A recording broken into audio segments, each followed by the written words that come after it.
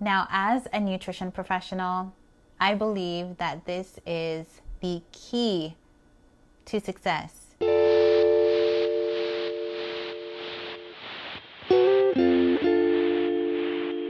Hey guys, welcome to my channel. My name is Danielle.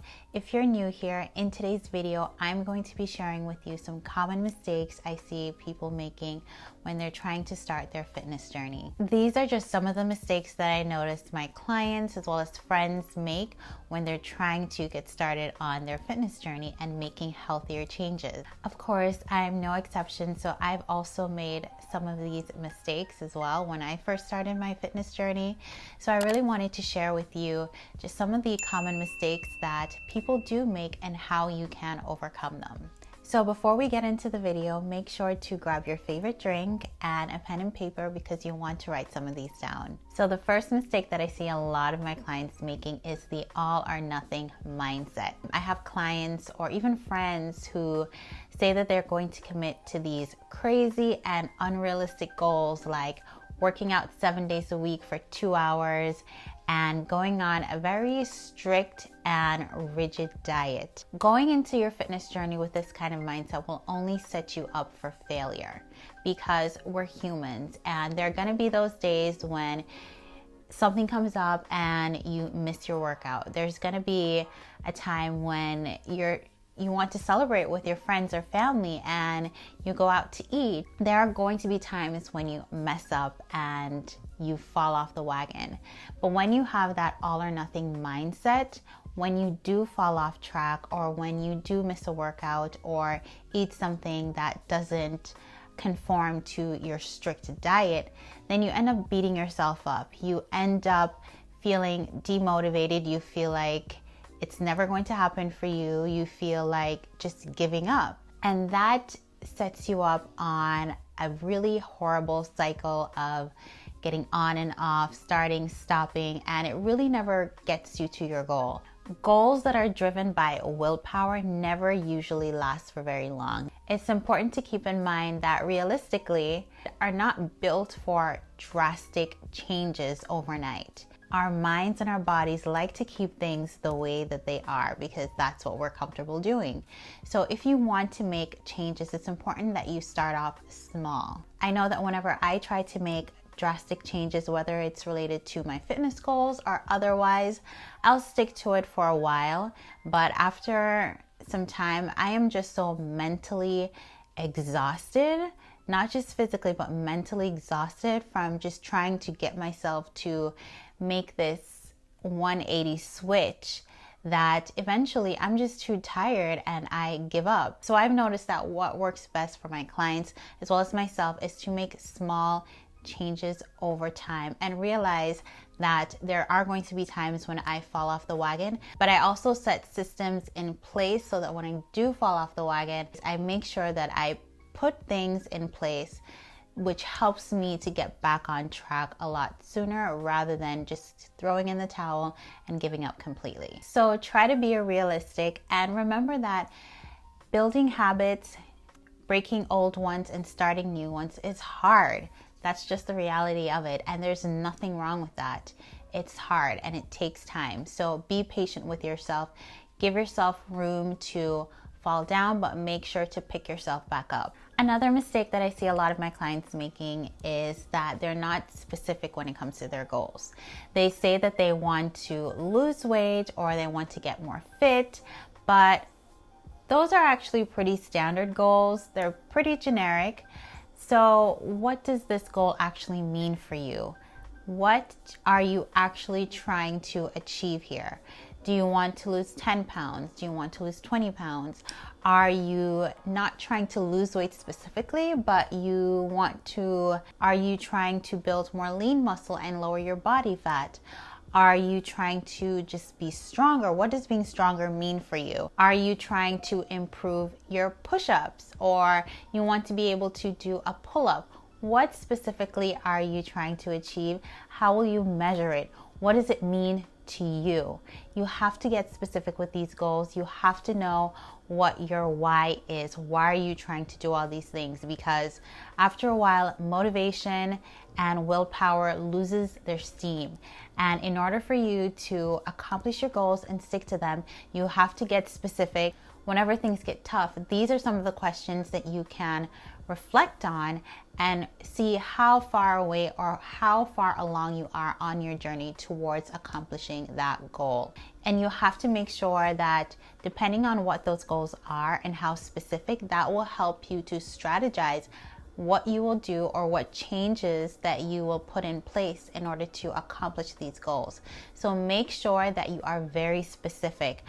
Whenever you're setting goals, always try to set SMART goals. Another mistake I see a lot of my clients making is not getting clear about their why. There are going to be days when you're feeling sad or down, you're feeling lazy, frustrated, stressed, you just have no time. The last thing you're going to want to do is to put on your gym clothes and go for a workout. You are going to experience that resistance when you're trying to make healthier habits stick. Making sure that you know exactly what your why is will help you to push through those tough times. When you're keyed in and focused on your why, it helps you to get through those tough times. It helps you to push through and stick to those goals. So keeping a clear focus on your why is very important.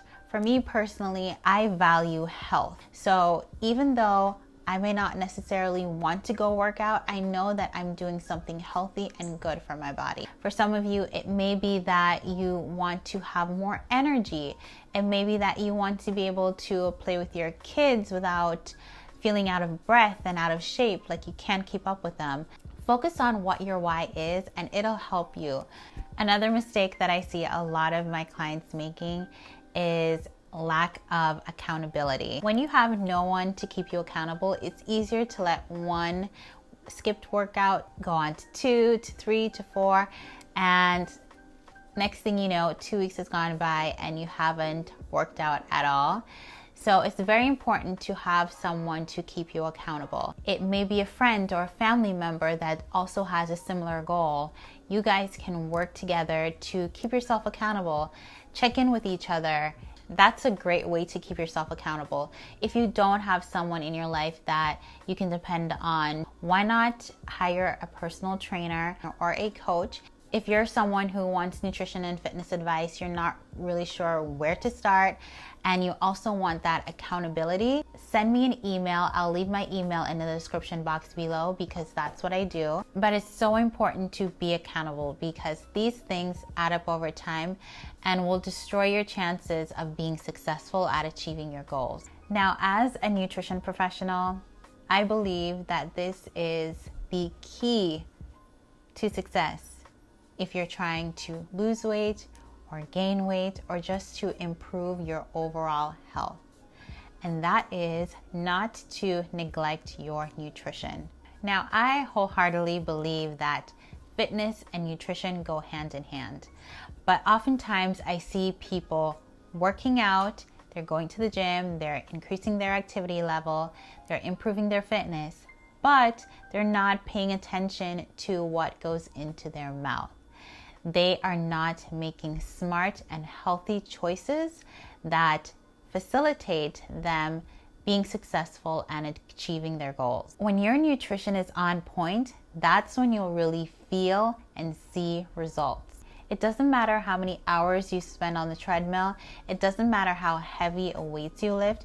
If your nutrition is not on point, you're really just wasting your time. You won't see progress. You're going to plateau. So it's very important that you pay attention to your nutrition. But if your goal is to lean out, then you need to focus on your nutrition. There is no way around it. If you want to get lean, if you want to lose body fat, you need to pay attention to nutrition. You really are what you eat. Good nutrition is not just important for weight loss, but it's also extremely important for everyday bodily functions. It's not something you can skip. You have to commit to eating healthy and tightening up your nutrition.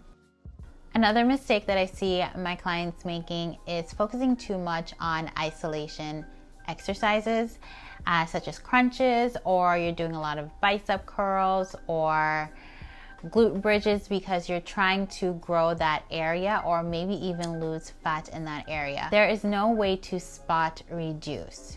You cannot just lose fat in your belly and the rest of you still have nice big boobs and a nice big booty. It does not work like that. If you want to lose belly fat, you have to lose weight overall.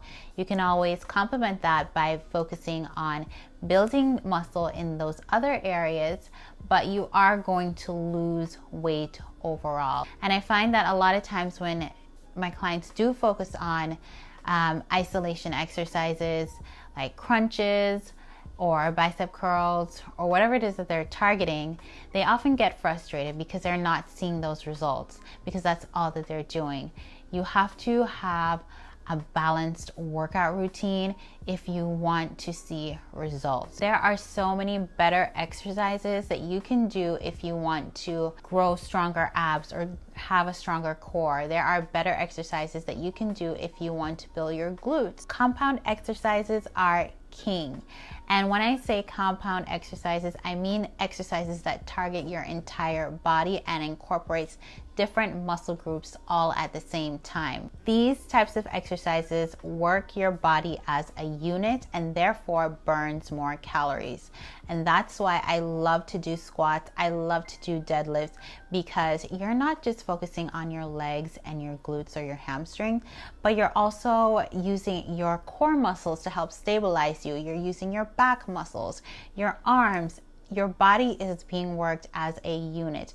Another mistake that I see my clients making is using the excuse of lack of time. Unfortunately, that excuse does not hold much weight, especially when you are trying to prioritize important things in your life. If your health is important to you, if being there for your family, showing up more, being more present in your life, showing up for the people that you love means that you need to take better care of your health, then you are going to find the time. For instance, for me personally, by the time I get home in the evenings from my job, I don't have time to go for a run because in 20 minutes it's dark outside and I like to be safe. So I figure out other ways that I can incorporate more activity into my lifestyle. So if that means that I get up for 5 minutes from my desk throughout the day, every hour, just to walk around, stretch my legs, and not be sitting at a desk for the whole day, then I do that. There are so many people who are out there who have kids and have other important responsibilities who still find the time to be active and make healthier choices. So never use the lack of time as an excuse as to why you can't start or why you couldn't keep up with your fitness journey. We spent so much time on this thing right here. Could you use some of that time to go for a walk or do some workout or prepare your meals for the next couple days? Instead of saying, I don't have enough time, try to think about where am I spending my time? What am I doing with the time that I have? Am I making things that are important to me a priority? Or am I letting other things distract me from what it is that I'm trying to accomplish? So that is it, guys. Thank you so much for joining me in today's video. I hope this video helps you to avoid some of the common mistakes that I see my clients and even myself making in their fitness journey. But that's okay. I'm here to help. If you need help with your fitness or nutrition and you have goals for making 2021 a healthier year for you, then please be sure to shoot me an email. That's what I do. I help people to live healthier lifestyles. So if you've been struggling with your own fitness journey, then please feel free to send me an email. I'd love to chat with you. And if you like this type of content, please give this video a thumbs up and subscribe to my channel because I make videos all about health and wellness. So again, I want to thank you so much for watching and I'll see you in the next one. Bye.